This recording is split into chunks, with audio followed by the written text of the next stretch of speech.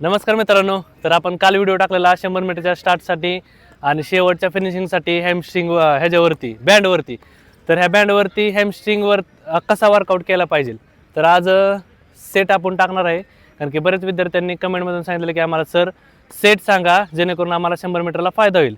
तर आज 1-2 सेट सांगतो, त्याचा भरपूर प्रमाणात तुम्हाला 100 मीटरच्या फिनिशिंगसाठी असू द्या किंवा 1600 मीटरच्या फिनिशिंगसाठी असू द्या, याचा 100% फायदा होईल. कारण की आपला जर हॅमस्ट्रिंग तगडा असेल तर फिनिशिंग पण तगडी राहते. ओके बघा, तर पहिल्यांदा ह्या पायामध्ये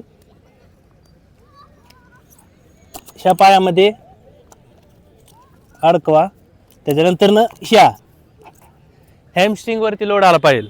तर पहिल्यांदा काय करा, वॉर्मअप म्हणून फक्त स्ट्रेट फॉरवर्ड फक्त ढकला. याने काय होतं, शिप म्हणजे आपले जे ग्लूट्स असतात एकदम स्ट्रॉंग लेवलने बांधतात. त्याच्यानंतर ना जे आपले हॅमस्ट्रिंग आहेत ह्याच्यावरती पण लोड होतो. हे जे आपण 15-15च्या कमीत कमी 3 सेट करा. ह्या पायाचे 3 सेट, ह्या पायाचे 3 सेट अल्टरनेट करा, बरोबर. त्याच्यानंतर ना दुसरा सेट आहे. दुसरा सेट कसा राहील, तर आपण स्ट्रेट फॉरवर्ड केलता, तर आपल्याला आता फक्त हे करायचंय, बेंड करून मारायचंय.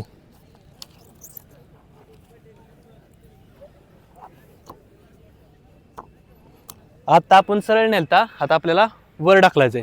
याने पूर्णपणे हॅमस्ट्रिंग वरती लोड येतो, पूर्णपणे हॅमस्ट्रिंग वरती लोड येतो. पाहू शकता,